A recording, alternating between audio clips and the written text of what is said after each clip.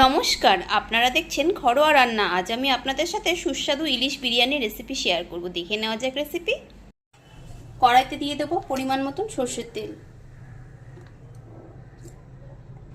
তেল গরম হয়ে গেছে, এবার নুন হলুদ মাখানো ইলিশ মাছগুলোকে দিয়ে দিচ্ছি।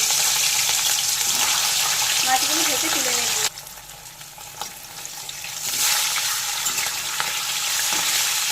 মাছগুলো উল্টে নিচ্ছি।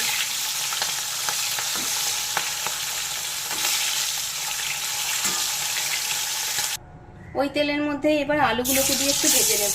আলুগুলো আমি আগে থেকে সেদ্ধ করে নিয়েছি। আলু উল্টে পাল্টে সব লাল করে ভেজে নিয়েছি। এবার আলুগুলো তুলে নেব।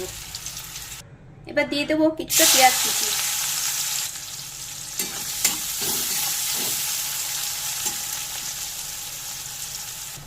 এবার দিয়ে দেবো অল্প একটু জল। দেবো পরিমাণ মতো নুন, জিরে গুঁড়ো, লঙ্কা গুঁড়ো, দেবো পরিমাণ মতন আদা বাটা। নেড়ে সব মিশিয়ে নেব মশলাগুলো পেঁয়াজের সাথে। দিয়ে দেবো ভেজে রাখা আলুগুলো। আমি 2 চামচ টক দই ফেটিয়ে রেখেছিলাম, সেটা এবার দিয়ে দিলাম। আর কিছুটা টক দই বাটিটা ধুয়ে জল দিয়ে দিলাম।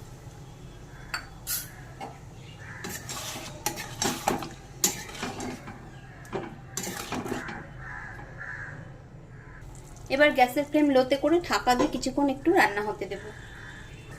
কিছুক্ষণ পর ঢাকা খুলে দেখে নেব।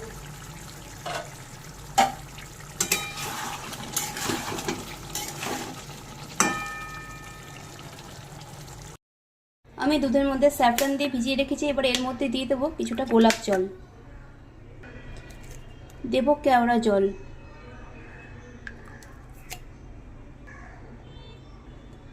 দেবো সামান্য একটু মিঠা আতর। এবার আগে থেকেই আমি বিরিয়ানির ভাত করে রেখেছিলাম, তার মধ্যে ওই রান্না করে নেওয়া আলুগুলো দিয়ে দিচ্ছি ওই হাঁড়িটাতে। আলুগুলোকে তুলে নিয়ে এই গ্রেভির মধ্যেই দিয়ে দেবো ভেজে রাখা ইলিশ মাছগুলো। ইলিশ মাছ ভাজার যে তেলটা ছিল সেটাও দিয়ে দিলাম। এই গ্রেভির সাথে ইলিশ মাছগুলোকে একটু উল্টে পাল্টে মিশিয়ে নিচ্ছি। এবার এই ভাতের মধ্যে কিছুটা বিরিয়ানির মশলা ছড়িয়ে দিচ্ছি। দিয়ে দেবো বড় চামচের 1 চামচ ঘি।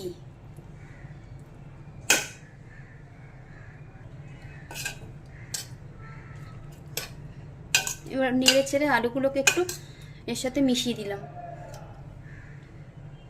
এবার ইলিশ মাছগুলোকেও দিয়ে দেব।